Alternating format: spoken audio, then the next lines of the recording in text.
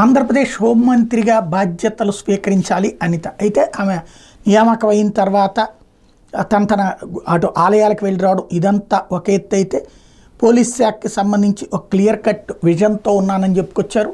అదో మరొక వైపున ఎక్కడైతే లోపాలు ఉన్నాయో అవి సరి చేసుకొస్తానన్నారు.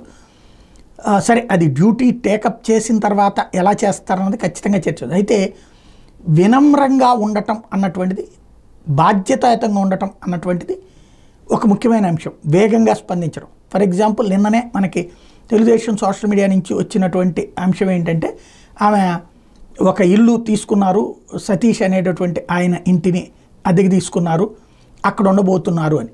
కానీ ఆమె వెంటనే మళ్ళీ ఆయన కార్యాలయం ఖండించింది. అలాగేం లేదు, టీ తాగడానికి వెళ్ళడం తప్పించి ఆ ఇల్లు ఏం తీసుకోవట్లేదు, అది 4 అంతస్తుల భవనం అనమాట, అది క్యాంప్ ఆఫీస్ అన్నటువంటి పాయింట్ని తోసిపుచ్చారు. ఇది నెంబర్ 1. అంటే ఫేక్, లేదంటే కనుక ఊహాగానాల్ని వెంటనే చెక్ పెట్టడం. రెండవది, నిన్న రైల్లో ప్రయాణిస్తూ, సాధారణ ప్రయాణికులతో కలిసి రైల్లో ప్రయాణిస్తూ అక్కడ ఉన్నటువంటి వాళ్ళందరినీ పలకరించడం, వాళ్ళతో మాట్లాడటం అన్నటువంటి. మంత్రుల హోదాలో ప్రజలు అహాన్ని చూడదలుచుకోలేదు, కలిసిపోయే వాళ్ళని చూడదలుచుకున్నారు. ఆ కలిసిపోయేటటువంటి తత్వం హోంమంత్రి హోదాలో ఆమె చేయడం అన్నటువంటిది కాస్త డిఫరెంట్గా అనిపించింది. ఈ మధ్యకాలంలో లోపించింది. ఈవెన్ 2014 నుంచి ఇప్పటిదాకా లోపించింది అదే. మళ్ళీ లైన్లోకి రావడం సంతోషం.